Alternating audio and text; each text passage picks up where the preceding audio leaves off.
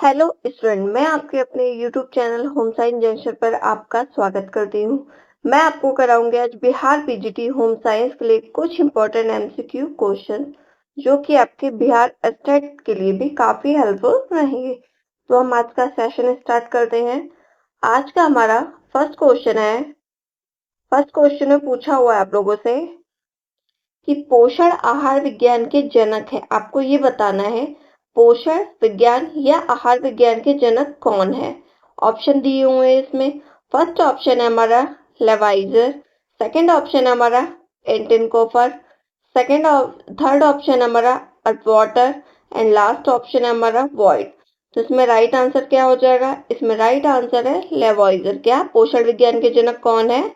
लेवॉइजर। और इनका पूरा नाम क्या है? पूरा नाम है इनका एंटोनी लेवॉइजर। क्या नाम है इनका पूरा? एंटोनी लेवॉइजर। ठीक है, तो आपको ये ध्यान रखना है कि पोषण विज्ञान के जनक कौन है? एंटोनी लेवॉइजर है। नेक्स्ट क्वेश्चन है हमारा।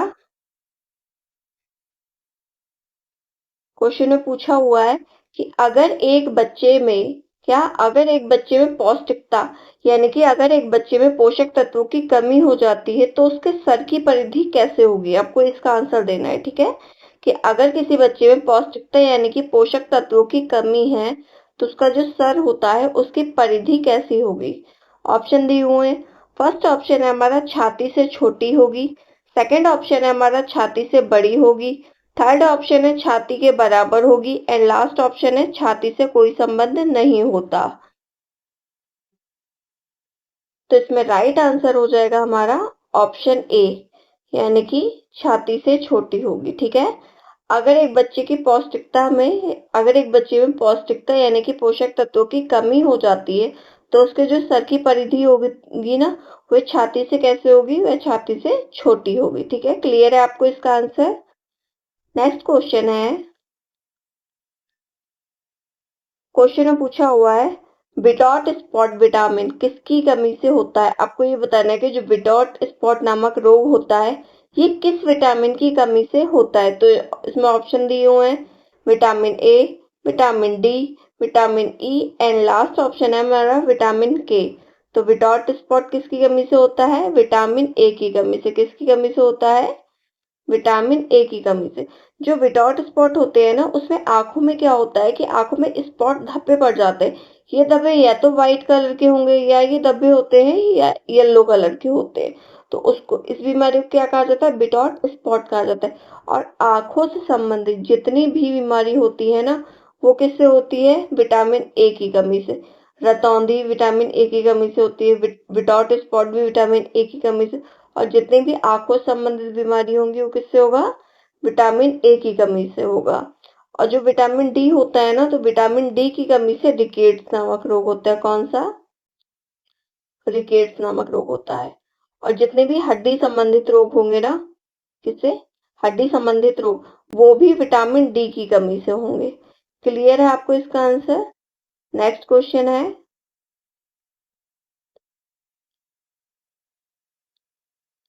क्वेश्चन में पूछा हुआ है कि विटामिन ए की कमी से निम्नलिखित में से कौन सा रोग नहीं होता है? आपको ये बताना है।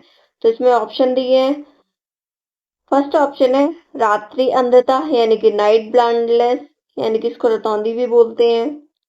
सेकंड ऑप्शन है आँख आना, थर्ड ऑप्शन है केराटोमलेशिया एंड लास्ट ऑप्शन हमारा किटोसिस। ठीक है, तो रात्रि अंधता होता है, वो नाइट ब्लाइंडनेस होता है, इसको रतौंधी बोलते हैं। तो ये कौन सा रोग है? आंखों का रोग है। ठीक है, और आँख आना ये तो क्लियर दिख रहा है, ए भी आंखों का रोग। जो कैरेटोमलेशिया रोग होता है, ए भी कौन सा रोग होता है? ए भी आंखों का रोग होता है। तो विटामिन ए की कमी से तीनों रोग तो होते हैं। और क्वेश्चन में हमसे पूछा था कि नहीं होता है। ठीक है, तो जब क्वेश्चन में नेगेटिव पूछा है तो आंसर भी हमारा नेगेटिव होगा। तो इसमें राइट आंसर हो जाएगा ऑप्शन डी, यानी कि किटोसिस। जो किटोसिस नामक रोग होता है ना, ये क्या होता है? ये विटामिन ए की कमी से नहीं होता है। कीटोसिस एक ऐसी स्थिति होती है जिसमें बड़ी मात्रा में कीटोन बॉडी जो होती है यकृत पे, कहाँ? लीवर में। कीटोन बॉडी जो होती है लीवर में निम्रित होकर रक्त में प्रसारित होते हैं। ठीक है। कीटोन बॉडी का निर्माण तब होता है जब बड़ी मात्रा में वसा एसिटाइल को ए में ऑक्सीकृत करता है। ठीक है, किसको? वसा एसिटाइल को ए में ऑक्सीकृत करता है, तब बड़ी मात्रा में कीटोन बॉडी बनते हैं, तब कीटोसिस नामक रोग हो जाता है। ठीक है, क्लियर है आपको ये? नेक्स्ट क्वेश्चन है हमारा आज का। क्वेश्चन में पूछा हुआ है कि दूध में किस पौष्टिक तत्व का अभाव होता है, आपको ये बताना है। तो ऑप्शन दिया हुआ है। फर्स्ट ऑप्शन है हमारा लौह तत्व, सेकंड ऑप्शन है विटामिन ए, थर्ड ऑप्शन है कैल्शियम एंड लास्ट ऑप्शन है इनमें से कोई नहीं। तो इसमें राइट आंसर क्या हो जाएगा? दूध में विटामिन ए होता है, कैल्शियम होता है, और पूछा गया था आप लोगों से क्या नहीं होता है, तो लौह तत्व नहीं होता है। ठीक है, नहीं पूछा गया था ना अभाव, यानी कि अभाव मतलब कमी होती है। क्या? अभाव का मतलब है कमी होती। तो क्या नहीं होता है? लौह तत्व नहीं होता है, यानी कि दूध में आयरन नहीं पाया जाता। अच्छा, एक चीज है, अगर हम दूध में अपने आयरन को ऐड करना चाहते हैं तो हम क्या करेंगे? जो लोहे वाली कढ़ाई आती है ना हमारी, उसमें क्या करेंगे? उसमें हम दूध को बॉईल करेंगे, तो उसमें आयरन की कुछ मात्रा हमारे दूध में आ जाएगी। ठीक है, और दूध को हम क्या कहते हैं? दूध को ही संतुलित आहार कहा जाता है। क्या कहा जाता है दूध को? दूध को ही हम संतुलित आहार कहते हैं। ठीक है, क्लियर है आपको ये? नेक्स्ट क्वेश्चन है, और लौह तत्व के अलावा जो दूध में ना उसकी कमी भी होती है, किसकी? विटामिन सी की। किसकी? विटामिन सी की भी कमी पाई जाती है। नेक्स्ट क्वेश्चन है हमारा। क्वेश्चन में पूछा हुआ है कि शुद्ध जल होता है, ऑप्शन दिए हुए हैं इसमें। फर्स्ट ऑप्शन है हमारा मीठा, गंधहीन तथा रंगीन, सेकंड ऑप्शन है हमारा खारा तथा गंधहीन, थर्ड ऑप्शन है हमारा स्वादहीन, गंधहीन, रंगहीन, एंड लास्ट ऑप्शन है हमारा मीठा, गंधहीन तथा पारदर्शी। तो इसमें राइट आंसर क्या हो जाएगा? आप लोग थर्ड या फोर्थ क्लास से पढ़ते चले आ रहे हो। शुद्ध जल कैसा होता है? शुद्ध जल स्वादहीन, गंधहीन, रंगहीन होता है। ना तो इसमें कोई टेस्ट होता है, ना ही इसमें कोई स्मेल होती है, और ना ही इसमें कोई कलर होता है, ये कलर लेस होता है। ठीक है, तो कैसा होता है शुद्ध जल? स्वादहीन, गंधहीन, रंगीन। और जो इसका पीएच मान होता है ना, शुद्ध जल का पीएच होता है 7, यानी कि न्यूट्रल। क्या? इसका पीएच मान होता है 7, यानी कि ये न्यूट्रल फॉर्म में होता है। नेक्स्ट क्वेश्चन है हमारा।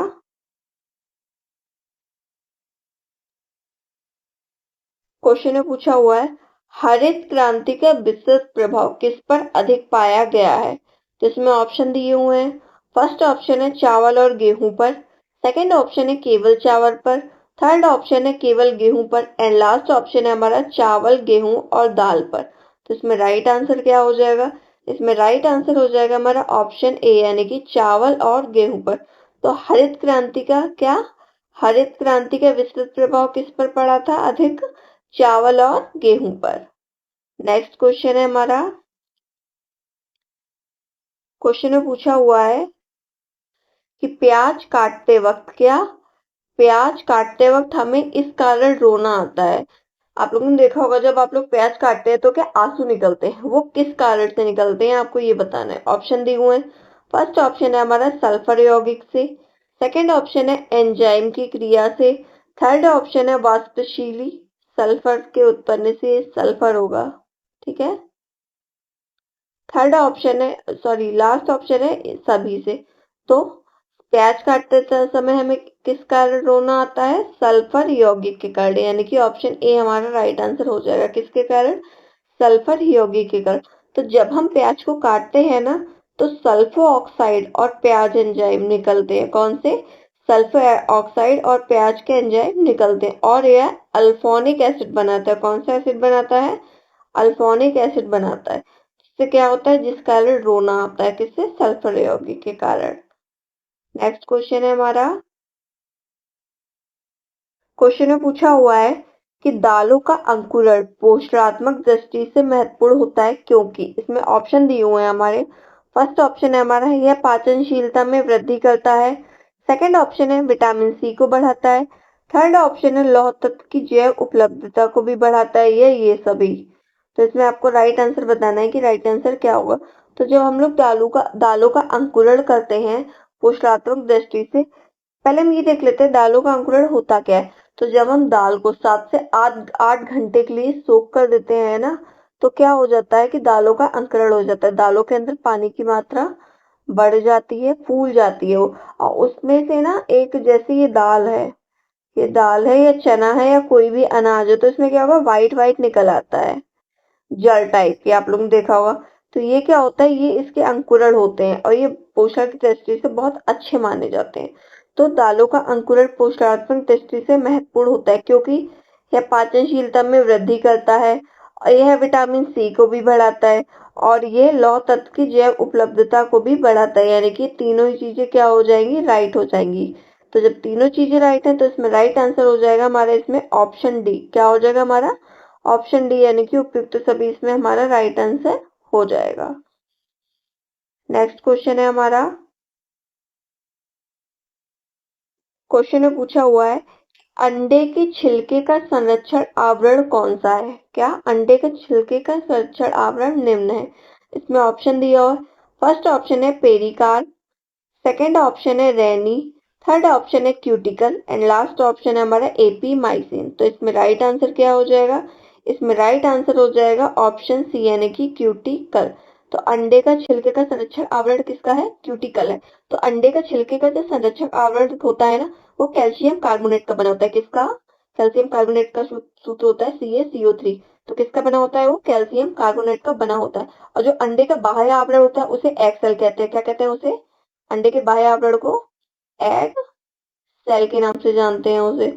और यह काफी कड़ा होता है, यानी कि टाइट होता है और अर्ध पारदर्शक होता है और कठोर भी होता है। तो ये किसका बना होता है, यह क्यूटिकल का बना होता है। यह अंडे के सभी भीतरी जो अंग होते हैं ना, उनको सुरक्षा प्रदान करता है और अंडे से जीव को विकसित करने में इनडायरेक्ट रूप से हेल्प करता है। ठीक है, क्लियर है आपको। तो इसका राइट आंसर क्या है हमारा, क्यूटिकल। नेक्स्ट क्वेश्चन है हमारा, क्वेश्चन में पूछा हुआ है, आहार नियोजन महत्वपूर्ण है। तो आपको ये बताना है आहार नियोजन क्यों महत्वपूर्ण है। फर्स्ट ऑप्शन है इसमें आहार की पोषणात्मक पर्याप्तता के लिए, सेकंड ऑप्शन है बजट नियोजन के लिए, थर्ड ऑप्शन है समय के उपयोग के लिए एंड लास्ट ऑप्शन है हमारा ऊर्जा बचाने के लिए। तो इसमें राइट आंसर हो जाएगा हमारा ऑप्शन ए, यानी कि आहार की पोषणात्मक पर्याप्तता के लिए क्या है, आहार नियोजन महत्वपूर्ण होता है। आहार में पोषक तत्व भोजन में उपस्थित के अवयव है। क्या है, आहार में जो पोषक तत्व विद्यमान होते हैं ना, वो भोजन में उपस्थिति के अवयव होते हैं, जो जीवधारियों को जीवित रहने के लिए आवश्यक होते हैं।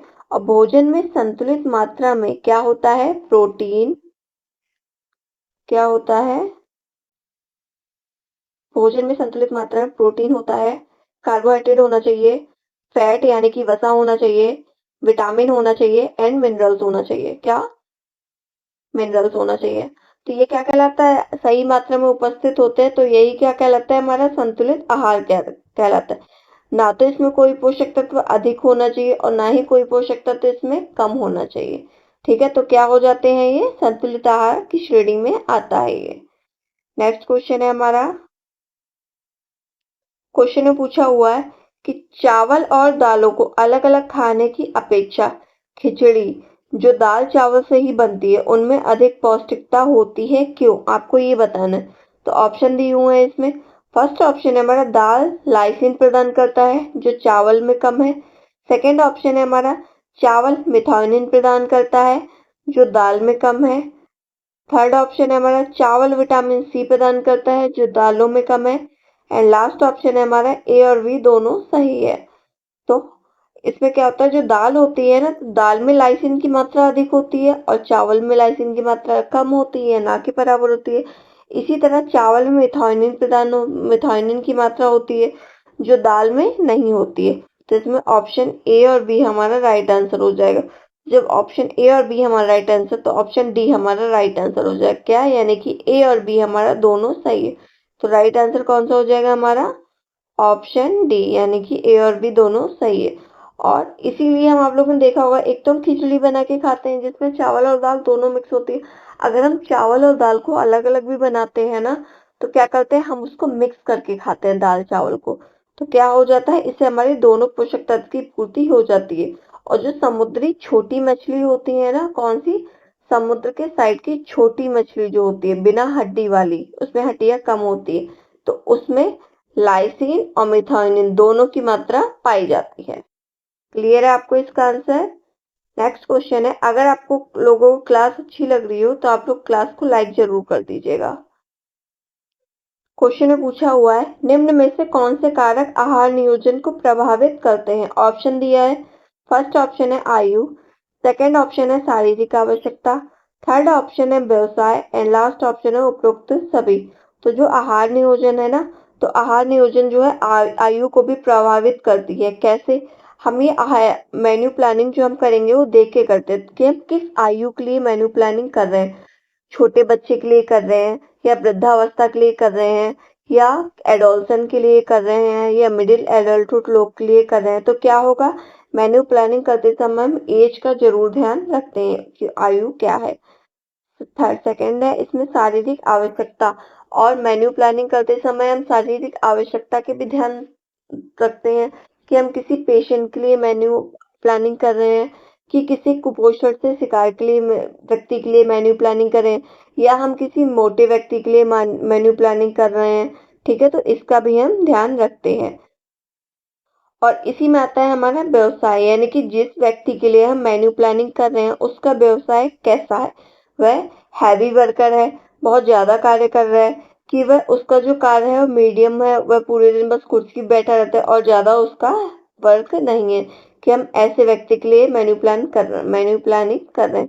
तो आयु भी प्रभावित करती है, शारीरिक आवश्यकता भी प्रभावित करती है, और व्यवसाय भी प्रभावित करता है।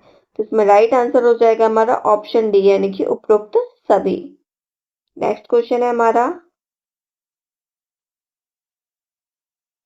क्वेश्चन में पूछा हुआ है कि हिपेटिक कोमा, क्या हिपेटिक कोमा में प्रोटीन की मात्रा कैसी दी जाती है? आपको ये बताना है।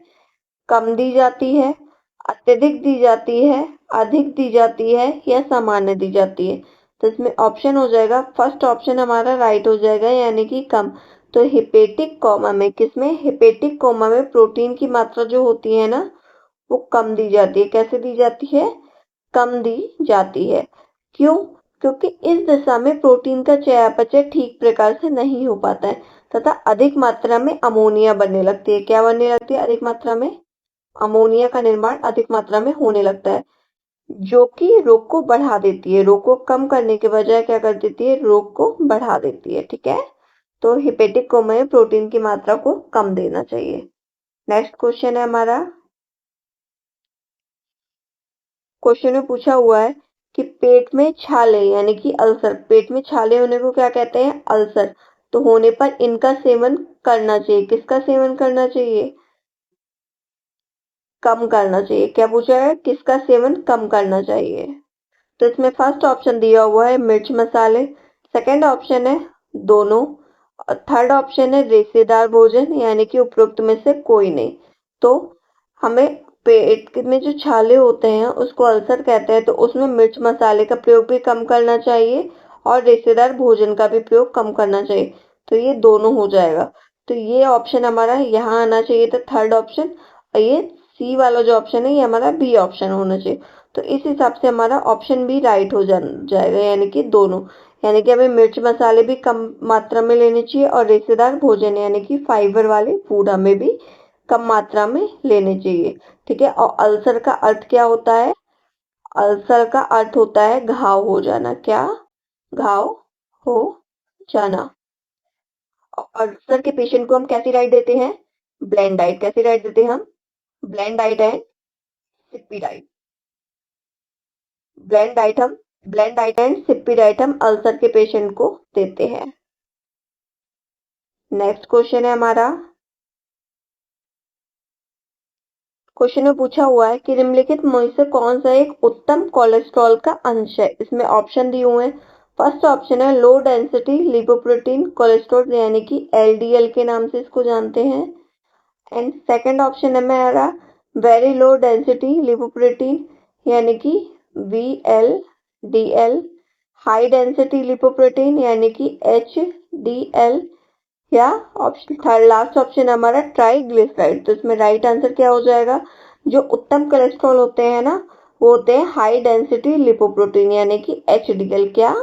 HDL, high density lipoprotein. तो ये कौन से होते हैं? हमारे उत्तम क्वालिटी के कोलेस्ट्रॉल का अंश होता है एचडीएल, आप लोग ध्यान रख लेना। ठीक है। और सबसे खराब क्वालिटी का होता है एलडीएल। क्या? सबसे खराब क्वालिटी का कोलेस्ट्रॉल होता है एलडीएल यानी कि low density lipoprotein cholesterol. Next question है हमारा, क्वेश्चन में पूछा हुआ है कि पाश्चुरीकरण, क्या? पाश्चुराइजेशन जिसको हम बोलते हैं, पाश्चुरीकरण किसके संरक्षण की विधि है? इंपॉर्टेंट क्वेश्चन है। तो ऑप्शन दिया हुआ है, फर्स्ट ऑप्शन है पनीर, सेकंड ऑप्शन है पेय पदार्थ, थर्ड ऑप्शन है सब्जी एंड लास्ट ऑप्शन है दुग्ध। तो पाश्चुराइजेशन किसके लिए संरक्षण के लिए होता है? दुग्ध यानी कि दूध के संरक्षण के लिए किया जाता है। तो ऑप्शन डी हमारा राइट आंसर हो जाएगा। दूध को निश्चित समय तथा निश्चित तापमान तक गर्म किया जाता है। क्या? निश्चित समय तथा निश्चित तापमान पर गर्म किया जाता है, जिससे उसमें उपस्थित सभी रोगाणु नष्ट हो जाते हैं। ठीक है, इसी को क्या कहते हैं? इसी को पाश्चुराइजेशन कहते हैं। और ये किस में होता है? ये दुग्ध के लिए किया जाता है यानी कि दूध के लिए। नेक्स्ट क्वेश्चन है हमारा, क्वेश्चन में पूछा हुआ चपाती को पकाते समय उसका भूरा रंग एक उत्कृष्ट उदाहरण है। ठीक है, तो आपको ये बताना है, जब हम रोटी को सेकते हैं तो उसका कलर भूरा हो जाता है, ब्राउन ब्राउन बिंदियां सी पड़ जाती है उसमें, चिट्टी चिट्टी सी। तो ये किसका एग्जाम्पल हो जाएगा? इसमें ऑप्शन दिए हुए हैं। फर्स्ट ऑप्शन है जिलेटिनाइजेशन का, सेकंड ऑप्शन है कैरेमलाइजेशन का, थर्ड ऑप्शन है डेस्टिनाइजेशन का एंड लास्ट ऑप्शन है फर्मेंटेशन यानी कि खमीरीकरण का। तो इसमें हमारा राइट आंसर हो जाएगा हमारा ऑप्शन सी यानी कि डेस्टिनाइजेशन का। डेस्टिनाइजेशन पॉलीसैकेराइड के अंतर्गत आता है। किसके अंतर्गत आता है? ये पॉलीसैकेराइड के अंतर्गत आता है। जिससे हम एग्जांपल देख लेते हैं। जब हम रोटी सेकते हैं तो लाल या भूरे रंग की सिकती है, और जब हम चावल को गर्म तवे पर भूनते हैं, कैसे? जब हम चावल को गर्म तवे पर भूनते हैं ना, तो वह भी कैसा हो जाता है? लाल और भूरे रंग में बदल जाता है वो भी। तो रोटी और भुने चावल के रंग में परिवर्तन हो रहा है ना, तो ये परिवर्तन का मुख्य कारण क्या है? डेस्टिनाइजेशन है। क्या है मुख्य कारण इसका? डेस्टिनाइजेशन। क्लियर है आपको ये? नेक्स्ट क्वेश्चन है हमारा, क्वेश्चन में पूछा हुआ है कि चुकंदर में पाया जाने वाला वर्णक है। तो आपको ये बताना है चुकंदर में पाया जाने वाला वर्णक कौन सा है। ऑप्शन दिए हुए हैं इसमें। फर्स्ट ऑप्शन है एंथोजैंथीन, सेकंड ऑप्शन है हमारा बीटालिन, थर्ड ऑप्शन है विटालिन लाइकोपीन एंड लास्ट ऑप्शन है हमारा क्लोरोफिल। तो इसमें राइट आंसर हो जाएगा हमारा बिटालिन। क्या हो जाएगा? बिटालिन। तो चुकंदर में पाया जाने वाला वर्णक कौन सा होता है? बिटालिन होता है। कौन सा? बिटालिन होता है। नेक्स्ट क्वेश्चन है हमारा, क्वेश्चन में पूछा हुआ है खाना बनाने की विधि। क्या? खाना बनाने की विधि जिसमें खाद्य पदार्थ सीधे तेज, आप लोगों को ध्यान रखना है, सीधे तेज ताप यानी कि डायरेक्ट हीट कांटेक्ट के संपर्क में आते हैं, वह क्या है? तो ऑप्शन दिया हुआ, फर्स्ट ऑप्शन है ग्रिलिंग, सेकंड ऑप्शन है बेकिंग, थर्ड ऑप्शन है भूनना एंड लास्ट ऑप्शन है भाप में पकाना। तो इसमें राइट आंसर क्या हो जाएगा? इसमें राइट आंसर हो जाएगा हमारा ऑप्शन सी यानी कि भूनना।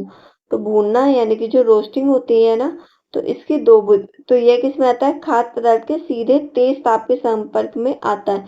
और रोस्टिंग की यानी कि भूनने की क्या होती है? दो विधि होती है। एक तो होता है डायरेक्ट रोस्टिंग, क्या? डायरेक्ट भूनना, और एक होता है हमारा इनडायरेक्ट भूनना। क्या? इनडायरेक्ट रोस्टिंग यानी कि इनडायरेक्ट भूनना।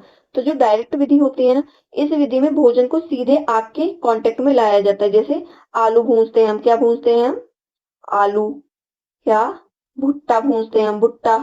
भुट्टा सबने खाया होगा ना, तो भुट्टा को हम कैसे करते हैं? डायरेक्ट आग के कांटेक्ट में लाके भूनते हैं ना उसको।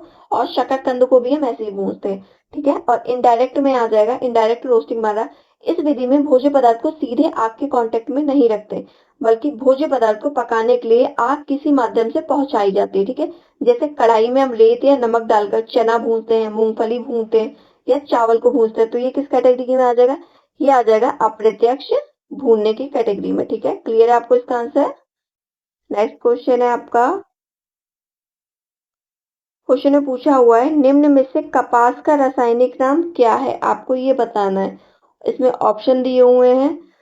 फर्स्ट ऑप्शन है हमारा फाइब्रोइन, सेकंड ऑप्शन है सेल्यूलोज, थर्ड ऑप्शन है केराटिन एंड लास्ट ऑप्शन है हमारा पॉलीमर्स। तो इसमें राइट आंसर हो जाएगा हमारा सेल्यूलोज। क्या? सेल्यूलोज। तो कपास का रासायनिक नाम क्या होता है? कपास का रासायनिक नाम सेल्यूलोज होता है। यह कौन सा रेशा है? यह एक प्राकृतिक रेशा। कैसा है? यह प्राकृतिक रेशा है। और जो कपास की खेती होती है ना, ये काली मिट्टी में होती है। किसमें? कपास की खेती काली मिट्टी में होती है। और कपास में 90 से लेकर 95% सेल्यूलोज होता है। कितना? 90 से लेकर 95% तक सेल्यूलोज होता है। नेक्स्ट क्वेश्चन है हमारा। क्वेश्चन में पूछा हुआ आप लोगों से कि अल्पका कौन सी? अल्पका रेशे की व्युत्पत्ति किससे होती है? आपको ये बताना है। ऑप्शन दिए हुए हैं। फर्स्ट ऑप्शन है भेड़, सेकंड ऑप्शन है ऊंट, थर्ड ऑप्शन है बकरी एंड लास्ट ऑप्शन है हमारा खरगोश। तो अल्पका रेशों की जो व्युत्पत्ति होती है ना, वह भेड़ से होती है। किससे? भेड़ से होती है। और इस भेड़ की बालों की लंबाई यानी कि अल्पका भेड़ की बालों की लंबाई होती है 10 से 12 इंच। कितनी होती है? 10 से 12 इंच। और ये जो भेड़ होती है ना, जो जिससे हाई क्वालिटी के ऊन निकलती है, तो ये जो भेड़ होती है ये पहाड़ों पे रहती है। कहाँ पर? पहाड़ों पे रहती है। और जो ज्यादा ऊंचाई पर रहेंगी जो भेड़, उनके उनकी ऊन जो होती है, उनसे निकलने वाली ऊन बहुत ज्यादा अच्छी क्वालिटी की होगी, जो जितनी ऊंचाई पे भेड़ रहेंगी। नेक्स्ट क्वेश्चन है हमारा। क्वेश्चन में पूछा हुआ है कंघी करते समय क्या? कंघी करते समय छोटे तंतुओं को हटाने हेतु की गई प्रक्रिया कौन सी है? ऑप्शन दिए हुए हैं। फर्स्ट ऑप्शन है कैलेंडरिंग, सेकंड ऑप्शन है रेटिंग पानी में डुबाकर रेशों को हटाना, थर्ड ऑप्शन है हैकलिंग यानी कि सन साफ जूट करना एंड लास्ट ऑप्शन है हमारे रेस से खींचना। तो कंघी करते समय क्या? कंघी करते समय छोटे तंतुओं को हटाने हेतु की गई प्रक्रिया क्या कहलाती है? हैकलिंग कहलाती है। तो ऑप्शन सी हमारी राइट आंसर हो जाएगा। क्या कहलाती है प्रक्रिया? हैकलिंग कहलाती है। नेक्स्ट क्वेश्चन है हमारा। क्वेश्चन में पूछा हुआ है कि धागे का वजन क्या? धागे का वजन प्रति इकाई लंबाई अथवा लंबाई प्रति इकाई वजन दर्शाता है। क्या दर्शाता है? ऑप्शन दिया हुआ है। फर्स्ट ऑप्शन है धागे की संख्या, सेकंड ऑप्शन है धागे की ऐंठन, थर्ड ऑप्शन है धागे की मजबूती एंड लास्ट ऑप्शन है धागे की समरूपता। तो इसमें राइट आंसर क्या हो जाएगा? इसमें राइट आंसर हो जाएगा हमारा ऑप्शन ए यानी कि धागे की संख्या। तो धागे का वजन प्रति इकाई लंबाई अथवा लंबाई प्रति इकाई क्या दर्शाता है? धागे की संख्या दर्शाता है। नेक्स्ट क्वेश्चन है हमारा। क्वेश्चन में पूछा हुआ है निम्नलिखित में से कौन सी यांत्रिक परिसज्जन नहीं है? क्या पूछा है? यांत्रिक परिसज्जन नहीं है। तो इसमें ऑप्शन दिए हुए हैं। फर्स्ट ऑप्शन है कैलेंडरिंग, सेकंड ऑप्शन है हमारा सेंट्रोलाइजिंग, थर्ड ऑप्शन है सिल्वर रोधी परिसज्जा एंड लास्ट ऑप्शन है हमारा मोयरिंग। तो इसमें राइट आंसर क्या हो जाएगा हमारा? तो जो कैलेंडरिंग होती है, कैलेंडरिंग हमारी यांत्रिक परिसज्जा होती है, सेंट्रोलाइजिंग भी हमारी यांत्रिक परिसज्जा होती है और मॉयरिंग भी हमारी कौन सी होती है? यांत्रिक परिसज्जा होती है। और सिल्वर रोधी जो परिसज्जा होती है ना, ये हमारा राइट आंसर हो जाएगा। तो जो सिल्वर रोधी परिसज्जा होती है ये हमारी रासायनिक परिसज्जा होती है। कैसी होती है हमारी? ये हमारी रासायनिक परिसज्जा यानी कि केमिकल फिनिशिंग होती है। तो ये हमारा राइट आंसर हो जाए क्योंकि इसमें क्वेश्चन में हमसे नहीं पूछा था। तो सिल्वर रोधी परिसज्जा हमारी यांत्रिक परिसज्जा नहीं होती है, बल्कि वो रासायनिक परिसज्जा होती है। और इसमें ऑप्शन में दिया हुआ है एक मोयरिंग। क्या दिया हुआ है? मोयरिंग। मोयरिंग का मतलब ये होता है कपड़ों में पानी जैसा यानी कि लहर जैसा प्रभाव उत्पन्न करना। कैसा? कपड़ों में पानी की लहरों जैसा प्रभाव उत्पन्न करना। ये क्या कहलाता है? यह मोयरिंग कहलाता है। नेक्स्ट क्वेश्चन है हमारा। क्वेश्चन में पूछा हुआ है लोरर रोलर क्या? रोलर प्रिंटिंग का आविष्कार किया था। आपको ये बताना है कि आविष्कार किसने किया था। ऑप्शन दिए हुए हैं। फर्स्ट ऑप्शन है विलियम हेनरी पार्किंग ने, सेकंड ऑप्शन है जोसेफ मैरी जैकार्ड ने एंड लास्ट थर्ड ऑप्शन है थॉमस वेल्स ने एंड लास्ट ऑप्शन है हमारा सी लिंग ची ने। तो आपको ये बताना है रोलर प्रिंटिंग का आविष्कार किसने किया था। रोलर प्रिंटिंग का आविष्कार किसने किया था? थॉमस वेल्स ने। किसने? Thomas Wells. और कहीं कहीं आपको ये वेल भी लिखा आएगा। क्या? वेल भी लिखा आता है। थॉमस वेल ने किया था। ठीक है। तो और ये कब किया था? ये किया था 1783 ईस्वी में। कब किया था? सन 1783 में किया हुआ था। तो रोलर प्रिंटिंग का आविष्कार थॉमस वेल्स ने सन 1783 में कब किया था? थॉमस वेल्स ने 1783 में किया था। क्लियर है आपको इसका आंसर? अगर आपको क्लास अच्छी लग रही है तो आप लोग क्लास को लाइक भी कर दीजिए साथ ही साथ। नेक्स्ट क्वेश्चन है हमारा। क्वेश्चन में पूछा हुआ है, जब किसी रेशे को अम्लीय व क्षारीय दोनों प्रकार के रंजकों द्वारा रंगा जाए तब उस रेशो को क्या कहते हैं? ऑप्शन दी और फर्स्ट ऑप्शन है अति विशेष, सेकंड ऑप्शन है उभयधर्मी, थर्ड ऑप्शन है हाइग्रोस्कोपिक एंड लास्ट ऑप्शन है सह बहुलक। तो राइट आंसर क्या हो जाएगा इसमें? राइट ऑप्शन हो जाएगा इसमें ऑप्शन बी यानी कि उभयधर्मी। तो जब किसी रेशे को अम्लीय व क्षारीय दोनों प्रकार के रंजकों द्वारा रंगा जाए ना तब उस रेशो को क्या कहते हैं? उभयधर्मी कहते हैं। नेक्स्ट क्वेश्चन है हमारा। क्वेश्चन में पूछा हुआ है, लहंगा, चोली व ओढ़नी किस प्रदेश की महिलाओं के परंपरागत स्रोत हैं? ऑप्शन दिया हुआ है। फर्स्ट ऑप्शन है उत्तर प्रदेश, सेकंड ऑप्शन है गुजरात, थर्ड ऑप्शन है कर्नाटक एंड लास्ट ऑप्शन है हमारा राजस्थान। तो आप सबको पता है लहंगा, चोली, ओढ़नी कहाँ पे किस प्रदेश की महिलाओं के परंपरागत वस्त्र है? ये राजस्थान के। किसके? राजस्थान के वस्त्र है। वहां पे महिलाएं क्या पहनती हैं? लहंगा, चोली व ओढ़नी पहनती हैं। कहाँ पे? राजस्थान में। नेक्स्ट क्वेश्चन है हमारा। क्वेश्चन में पूछा हुआ है सीवन। क्या पूछा हुआ है? सीवन जिसका इस्तेमाल बिना सिले किनारों को छुपाने के लिए किया जाता है वह क्या है? फर्स्ट ऑप्शन है फ्रेद नहीं होगा, ये फ्रेंच सीवन हो जाएगा। क्या हो जाएगा ये? फ्रेंच सीवन। सेकेंड ऑप्शन है हमारा फ्लैट फेल्ड सीवन, थर्ड ऑप्शन है डबल सीवन एंड लास्ट ऑप्शन है हमारा टॉप सीवन। तो इसमें राइट आंसर क्या हो जाएगा? इसमें राइट आंसर हो जाएगा हमारा ऑप्शन ए यानी कि फ्रेंच सीवन। तो सीवन जिसका इस्तेमाल बिना सिले किनारों को छुपाने के लिए किया जाता है वह क्या कहलाता है? वह फ्रेंच सीवन कहलाता है। आज का लास्ट क्वेश्चन है हमारा। क्वेश्चन में पूछा हुआ है प्लेट व घेर वस्त्र में क्या बढ़ाने के लिए मदद करते हैं? तो ऑप्शन दिया हुआ है।